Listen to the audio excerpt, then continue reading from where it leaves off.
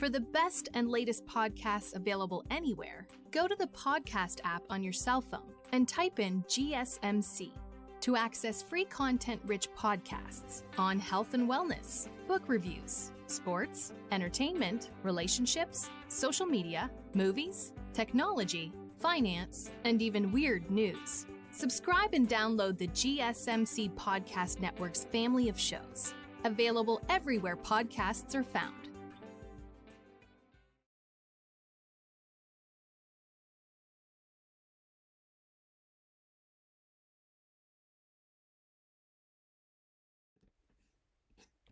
Welcome back to the GSMC Dead Ball Sports Podcast, hosted by GSMC Sports Network. I'm your host, Nolan Jamber. First three segments, we talked about NBA at the start, playoffs, recap the games from last night, and preview the game for tonight, the game tonight, sorry.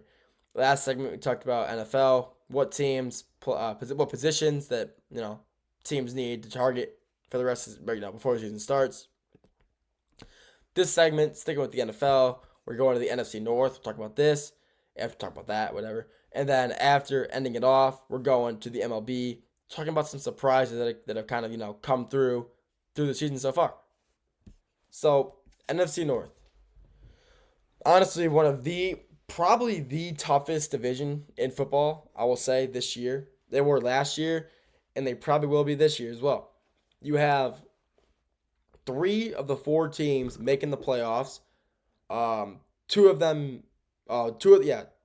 being a 1 seed, the Lions in the 1, you had the Vikings in the 5, and then you had the Steelers in Packers in the 7 spot. And it's kind of crazy, honestly, to think about. The Vikings had 12 wins, and they were a 5 seed. They were a 12-win team, and they had to play an away game, their first game. It's kind of crazy to think about. Like, you win 12 games, you would think you'd be the first team, you'd be the number 1 seed in your division / conference. But no, you're a 5 seed in the NFC North, man. Sorry, you're second in the NFC North, and you're a 5th seed overall in the NFC, which honestly, it's kind of insane to think about. There's no way a team should have 12 wins and have to play an away game, which is why some teams propose that record. It still matters, but you don't get a guaranteed 1 through 4 seed just for winning your conference.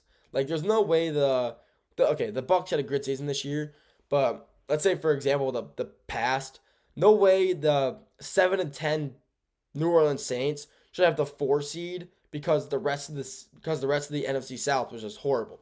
It's just absolutely, that rule does kind of stink. Like, there's no reason a team with a losing record should have a guaranteed home game.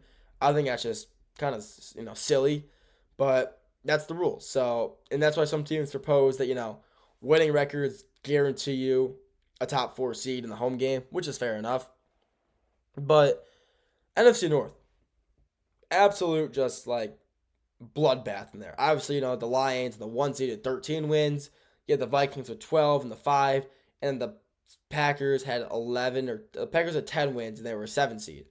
And it was actually insane. The Lions were, all 3 NFC North teams lost in the first round. It sucks because, obviously I'm born and raised Lions fan, and that was an absolute brutal watch. Watching the Commanders just play better football than we did. They played great on offense. Jared Goff had just not the best game, and Commanders just won. So that loss was brutal. But this, like I said, this NFC North this year is going to be more deadly than last year. I mean, obviously you got all these new young promising rookies just drafted. You got Lions. You get a lot of, offense and defensive help. Bears focused heavily. They got, the Bears took Colston Loveland with their first pick. And he was the second. He wasn't even the best tight end on the board at the time. And with the 10th overall pick, the Bears take Colston Loveland, which honestly I think was actually a good pick. I think that was a great pick by the Bears. Colston Loveland was a great player at Michigan his entire career. And they obviously see something in him that they didn't see in Tyler Warren. And they picked him for a reason. I think that's a great pick. I think, honestly, Loveland's a better player. He was on a worse team this year, which is why he fell. People thought, Warren was better because he was on a better team. But I think Loveland has been better his entire career, and he just happened to be in the not as good team, I guess you could say, compared to Penn State. So that's why people saw Warren going higher. But I always had Loveland over him. I thought he was a better overall player. But the Bears had honestly, the entire NFC North had a great draft. I didn't really follow, the Vikings one too closely. But I was really kind of focused on their quarterback situation. That's one thing I am focused on for the Vikings is their quarterback room. Obviously, they got J.J. McCarthy, who is supposed to, he's going to be probably their starter. But I was really convinced, they were going to sign Aaron Rodgers. I really believe that Aaron Rodgers was going to be a Minnesota Viking a few weeks ago. But that hasn't come through yet. I doubt that it will. But you never know. I mean, there's still plenty of time. He could fall to the Steelers. The Steelers might go get him. I mean, who knows? But this is just kind of a crazy division this year. It's going to be insane to watch. I can't wait, honestly, to watch because, these interdivision games are always so fun to watch. NFC North games, especially, watching the Lions play, the Vikings or Packers or Bears on Thanksgiving. That happened this year. It was great. Seeing the Lions win on Thanksgiving this year was I was happy. Granted, it was the Bears and we should have lost that game, but the Bears head coach Eberflus was made a very interesting decision to not use a timeout at the time, that was needed. So, who knows? But honestly, this division is easily a top 3 hardest division right now in the NFL. Possibly, I think it is the hardest.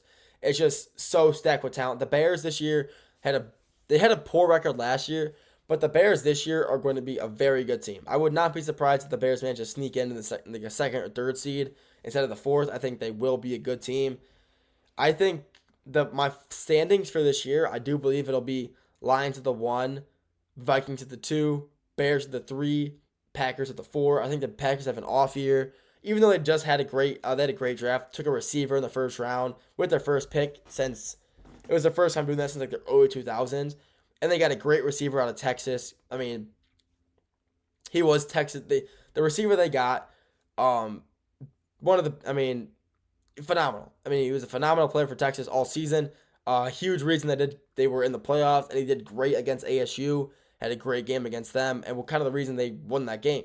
So, even with that, even if they had a great draft, I do believe the Bears have a great year and sneak into that 3 seed, possibly, The Bears hype has been it happens every year with the Bears. I've noticed they get all this hype early on, through the draft or whatever, and then they just have just a horrible year. So I kind of hope that's not the case for them this year. I do believe they have a good year this year, but I mean, who knows? We'll have to wait and see if that really happens, but I do think they'll end up getting, 9 or 10 wins this year. They have a pretty weak schedule as well. So I do believe they have a high possibility of getting 9 or 10 wins and making the wild card this year, which I honestly wouldn't be opposed of seeing, even though I'm a Lions fan, I don't like them, seeing the Bears succeed,